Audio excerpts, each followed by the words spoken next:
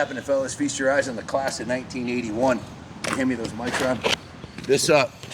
There are very, very few of these left in this condition. How do I know that? Well, I had one, and the reason why there are very few left in this condition is it was one of the best trail/moto bikes, training bikes you could possibly buy. In 1979, I had an RM100.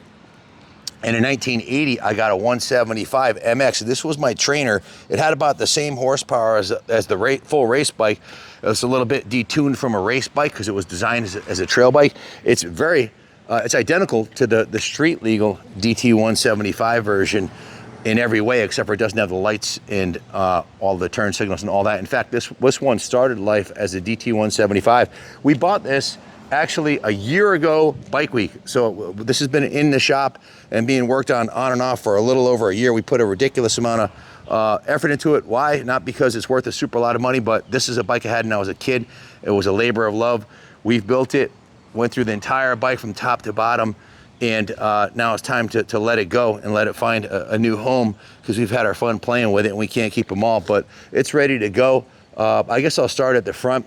It's got a brand new Dunlop Sports D7 952 front tire and tube. Had one new spoke put on there. The rims were polished. You can see the fork lowers were sanded and polished. That's a few hours labor to make them look like that. It's got brand new fork boots on it, brand new front fender, brand new front number plate. We put a new set of handlebars on it with some new ODI grips, new throttle assembly, Whirlpool throttle, new front brake lever and perch, new Magura front clutch lever and perch, along with a new clutch cable, and of course a new left side grip and a new kill button. The fuel tank was completely stripped inside and out. The inside was cleaned with Metal Rescue. The outside was sanded and then primed and painted professionally. That's not a spray bomb paint job, right? That's a professional base coat, clear coat paint job with a new fuel cap and new MX Yamaha graphics on the tank. So the tank's been restored beautifully. That's a job that if you bought it to a paint shop, you'd be looking at $600+ just to do the tank professionally. The seat was recovered by the previous owner. It's in decent shape, so we left the seat cover alone. The foam was good. We put a new rear fender on it, new side covers, and you can see new side cover graphics. The engine is in excellent condition. I'll get into that in a minute. We'll finish going through the running gear. You can see it has a matching brand new Dunlop rear tire and a new gold chain, a new tire and tube. The frame was repainted. All the frame rail sections that you can see were repainted. The swing arm was repainted. The kickstand was repainted. The pegs and kick shifter were repainted. You can see the engine, head, cylinder, and side covers were repainted. The head was off. It had new gaskets installed. The piston was in good condition. It was decarbonized. A new plug was put in. The carburetor, if you zoom in on the carburetor, you'll see that's a brand new, fresh out of the box Mikuni carburetor. Sometimes, when a bike's 40 years old, it's a lot less hassle just to put a new carb on it. It costs a little bit more than a jetting kit, but it's super tight and it's easy to get it running great. You can see it has a new K&N filter on it. Also, the intake was resealed.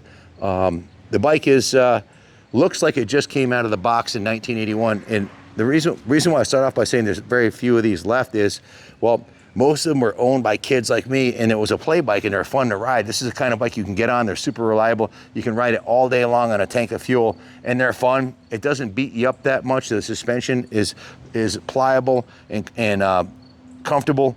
I put a White Brothers kit on mine because I wanted to rip through the whoops on it, and I did. It's got maybe 6 inches of seat travel of foam. So unlike the new bikes with the skinny little saddles, you've got a really comfy saddle on this thing. You can see the frame rails on the bottom. I always recommend checking out the frame rails. You can see those are in excellent condition. Well, the reason why is this was a street version. It was ridden solely on this, or mostly, almost 100% on the street. And we converted it to the dirt-only version, which basically was removing the lighting accessories and putting the off-road style paint job and graphics on there. So you can see the chain's brand new. The rear brakes are brand new. The front brakes are brand new. All of the wheel bearings have been serviced. It's an absolutely beautiful piece. It's ready for another 40 years of fun. These things are absolutely bulletproof. The bike has 37 hours of shop labor is what we put into it. And about, let me just not say about, let me just grab the work order and read it for you. It's got, well, let me pull it out here. there's a multi-page work order here, 37 hours of shop labor, and I believe that's a conservative estimate, including the body work that was done on the tank and the paint job, and $1,250 in parts. So the grand total, plus we shipped the bike from Florida. I bought this when I was down in Daytona from a collector in Florida. I bought like 15 bikes from him, and I knew this is one that because it was my childhood motorcycle, clearly a labor of love. I had this exact same color scheme on my bike. I loved it. I rode the wheels off of it at the sand pits, rode it on the street a fair amount too. It is a 6-speed overdrive transmission. And going down the work order, I think I pretty much got everything on it. I mentioned the new clutch plates and springs, new Spectro 1040 engine oil. It's a Moose RXP Gold chain, new countershaft sprocket, new final drive sprocket, new front and rear brake shoes, new fork dust boots. I mentioned the tires,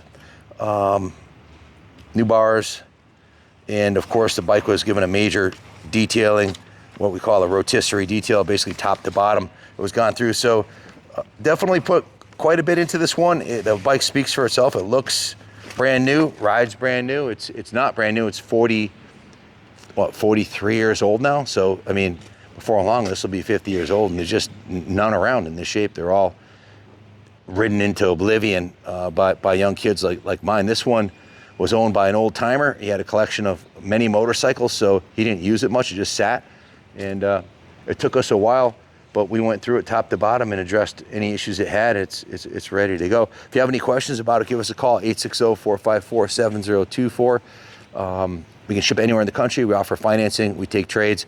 We have 100% positive feedback after 10,000 sales on eBay. So we'll take care of you. Give Junior a call, and we'll make this bike possible to be in your garage. So guys, definitely a labor of love. I mean, we upgraded the Magura levers, brand new bars, ODI grips. It's got a paint job you'd expect to see on a Harley, not on a dirt bike. It's a beautiful piece. Is it too nice to ride? I don't think so. I used to buy them brand new like this and ride them all summer. But it definitely could go in your office. It could be hanging from the ceiling somewhere on display, or if you want to ride the wheels off of it like it was designed new, this one's ready to go. But give us a call. This one's definitely a world-class vintage classic dirt bike that you'll bring you years of fun. Thanks for watching, and God bless America.